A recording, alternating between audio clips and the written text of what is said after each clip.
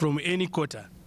We appealed to our supporters yesterday when the Chamisa-led MDC started provoking them to exercise restraint.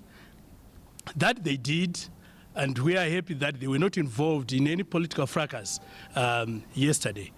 We wish that all Zimbabweans remain calm, allow ZEC to do its work. Even when the results are announced, the calmness and political restraint and maturity shown by our party supporters should be maintained. We are also appealing to those who belong to the other political parties that Zimbabwe comes first. No life should be lost in the pursuit of political agendas. We need each other. We need to maintain peace. This is our country. We do not have any other home. We must treat each other as family members. Political contestations will always come. Let this year be recorded as historic in terms of how we as Zimbabweans are able to live together, notwithstanding our political differences on political organizations to which we belong. I wish that we continue to behave maturely, that we restrain ourselves, we do not provoke each other. We allow the Zimbabwe Electoral Commission to announce the winner. The elections have come. It is only the announcement of a winner which is outstanding. I thank you. We can answer questions.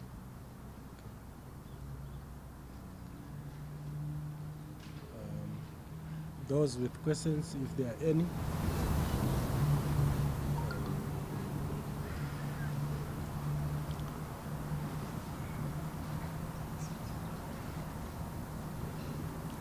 Yeah, please.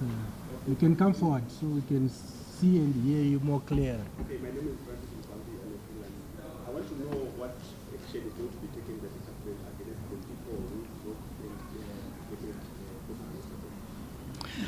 in I do not represent the government, but I want to believe that those who are responsible for causing damage to people and properties, but there are people who are also injured, the law will take its course. And civil remedies are also available to any people who may have suffered pecuniary loss as a result of what happened yesterday.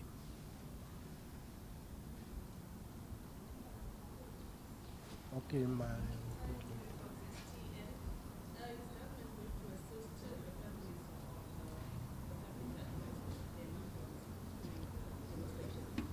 Like I've indicated, I'm representing ZANU-PF, not the government. But I'm quite sure that if channels are followed, there may be some remedies available to those who may have lost their loved ones. Okay, my brother. Good afternoon, Alton Cynthia from ENCA. I know that you might tell me that you do not represent the MDC, but I just want to find out from your own intelligence inside the party and from the ministers that you have deployed in government, have you been able to ascertain whether Nelson Chamisa is still in the country? I do not know. Yes, my brother. Has your party laid any charges against specific individuals with regards to the destruction of your Harare province offices? The party has made complaints to the authorities regarding damages which took place, which happened to its properties. But it is for the police to investigate and arrest the culprits. And what is the value of the property? We have not yet ascertained the value. Our insurers are looking at the issue. Yes, my brother. You can come forward so we can hear.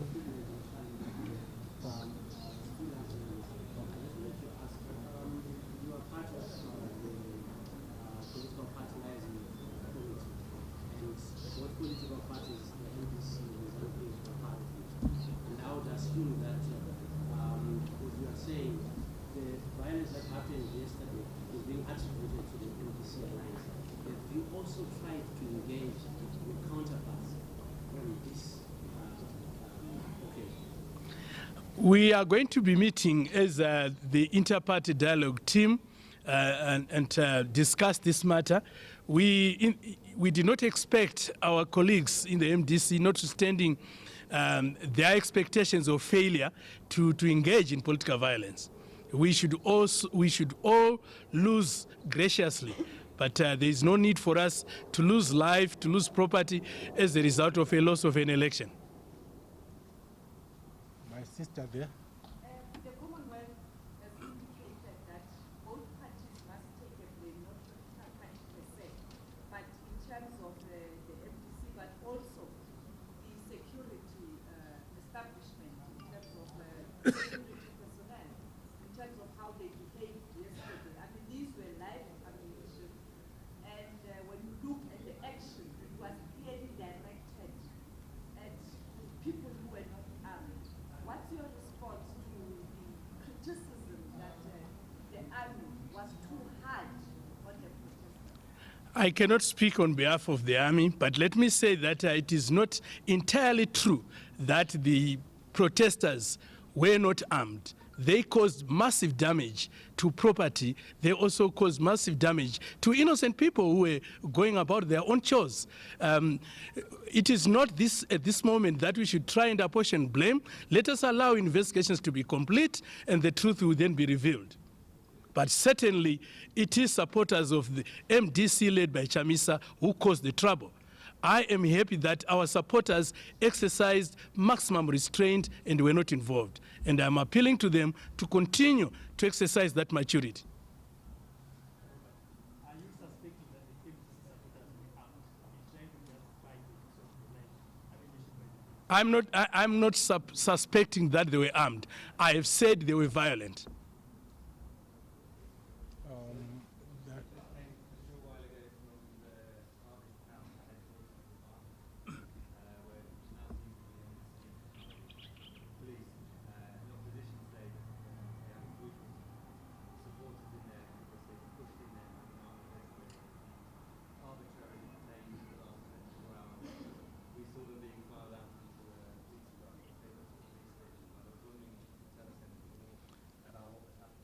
I'm representing ZANU-PF and not the police.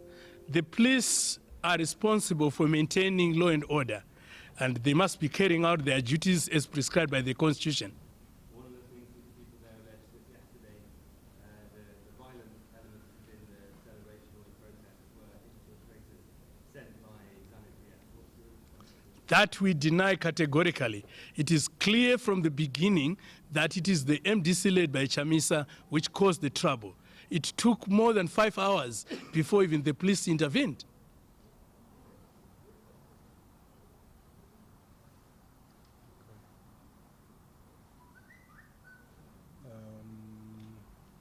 Can conclude if there are no questions.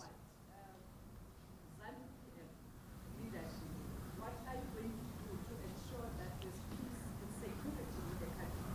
Because at the end of the day, it's about ordinary people's lives. And also ordinary people, they want to go back to work. They want life to continue. They want to get whatever they can get to continue to live like ordinary Zimbabweans. Are you going to reach out at all stakeholders to ensure that there's peace and reconciliation in Zimbabwe? Certainly, we are going to continue to reach out to our colleagues in the opposition. We are currently even appealing to them that when the results are announced and they realize officially that they've now lost, they must be able to tell their supporters that let's allow this process to be completed, and there will be another day for another political contestation.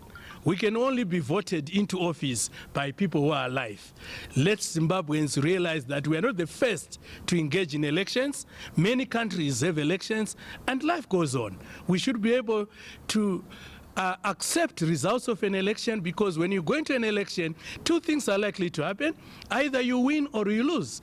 If you lose, re-strategize so that you contest the next election and do better. That is the attitude we are asking our colleagues in the opposition to take. We will also appeal to our own supporters to celebrate, appreciating that those who lost want to continue living in peace in Zimbabwe. So we must celebrate our victory with restraint, ensuring that you do not go to the extent of causing your colleagues to feel that they've lost something when there's still life they have, and there's Zimbabwe for all of us. And if Chamisa wins the presidential vote, will you tell your colleagues to also, your ZANU-PF leaders to stay off the streets and accept it and stay away? Correct. We will tell. You already know the winner, but we're still waiting. Yes. When you look at the facts and you are trained in logic, I'm a lawyer, so I'm trained to reason logically. When you control 2/3 majority in parliament, there is no way you can fail to win the presidential election. So I know we have won the presidential election, but we wait for the proper announcement of the results. Nevertheless, if in the unlikely event that we do not win the presidential election, we will still request our supporters to accept the verdict of the people and allow Chamisa to take over. We can take a few more questions. One more. All right, love to hear from Justice Richard. Are you prepared to, in the event that you lose, are you prepared to be the opposition party? It will have been the decision of the people of Zimbabwe. Yes, we will accept that position in that unlikely event of us losing. Well, we have the last two questions. Brother.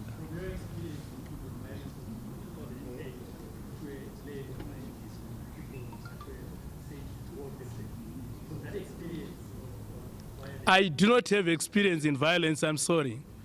I do not have experience in violence. I'm a lawyer and I was trained not to be violent. Thank you for... Violence does not take our country anywhere. We must live in peace. We condemn all forms of violence by anyone. And we've been telling our supporters not to be violent. They've been listening to the leadership, and we expect them to continue listening to the leadership. Okay, the last one. What do you make of Mr. Mugabe losing an election in 2008 after garnering 2/3 of the parliamentary seats with this scenario that we are in at the moment? I'm not understanding you. I'm not Mugabe's spokesman. I'm sorry. No, but I'm just giving you a reference. You are saying it is impossible after winning 2/3. Mugabe did not get 2/3 in 2008. ZANU-PF did not get 2/3 in 2008. We actually performed worse than MDC. I think we got... Less than, yeah, we did not even get the majority. We did not even get 51% of the parliamentary seats. So you cannot compare oranges and apples. Yeah. We want to thank you, colleagues in the media fraternity, for this press. We thank you so much for the good time we have had together. We thank you. Thank you.